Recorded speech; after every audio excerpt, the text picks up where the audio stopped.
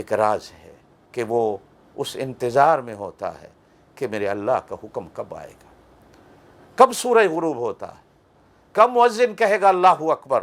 جب اللہ کا نام بلند ہوگا اس وقت جتنی بھی بھوک لگی ہوئی ہو، جتنی بھی پیاس لگی ہوئی ہو، ہاتھ بڑھانے کو تیار نہیں، بلکہ ادھر دیکھنے کو تیار نہیں۔ حالانکہ دوسرے وقتوں میں ان اوقات کے علاوہ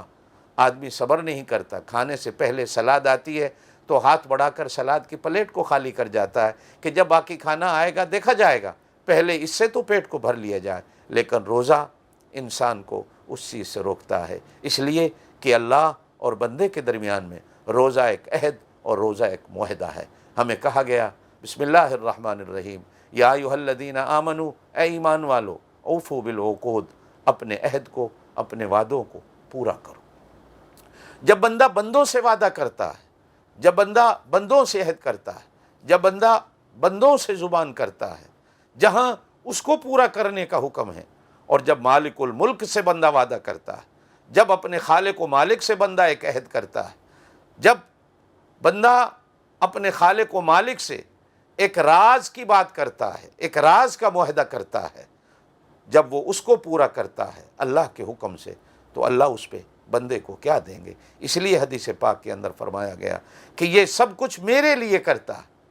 الصوم لی وانا اجزی بہ، کہ باقی تمام اعمال کا اجر لکھنے والے فرشتوں کو حکم ہوتا ہے لکھو، لیکن جب روزے دار روزہ اللہ کے لیے رکھتا ہے تو اللہ پاک فرشتوں سے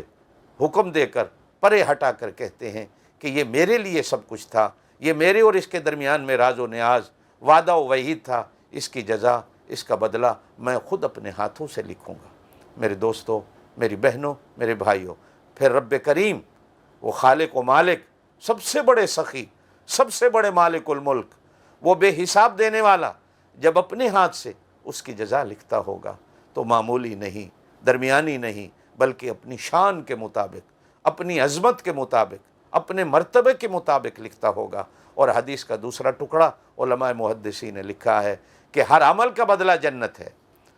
ہر عمل کا بدلہ جنت ہے۔ روزے دار چونکہ ایک وعدہ اور وعید اللہ سے کرتا ہے، ایک راز و نیاز اللہ سے کرتا ہے، اللہ کے ساتھ ایک معاہدہ کرتا ہے، اس کا بدلہ جنت نہیں، بلکہ فرمایا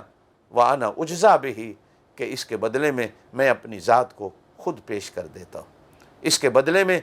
خود اپنی ذات کو پیش کر دیتا ہوں کہ میرا بندہ تیرے ہر عمل کا اجر جنت ہے، لیکن تیرے اس عمل کا بدلہ جنت نہیں، بلکہ جنت کا خالق و مالک اللہ خود ہے۔ اولیاء کرام نے ہمیں ایک دعا سکھائی ہے کہ دعا مانگا کرو اللہ پاک سے، جہاں اور چیزیں مانگتے ہو کبھی اللہ سے یوں بھی کہہ لیا کرو کہ اللہ میں تجھ سے تجھے مانگتا ہوں، اللہ میں تجھ سے تجھے مانگتا ہوں، تو میرا ہو جا، میں تو تیرا ہوں ہی ہوں، اے اللہ تو میرا ہو جا، اے اللہ تو میرا ہو جا۔ اور جب اللہ بندے کا ہو جاتا ہے تو ساری دنیا اور ساری مخلوق اس بندے کی اللہ پاک محتاج کر دیتا ہے۔ میری بھائیوں، میری بہنوں، روزہ ایک عجیب عبادت ہے، ایک عجیب عبادت ہے۔ ہر عبادت میں ریا ہے، روزہ ایک ایسی عبادت ہے جس میں ریا کوئی نہیں، جس میں دیکھنے والا اللہ کے سوا کوئی نہیں۔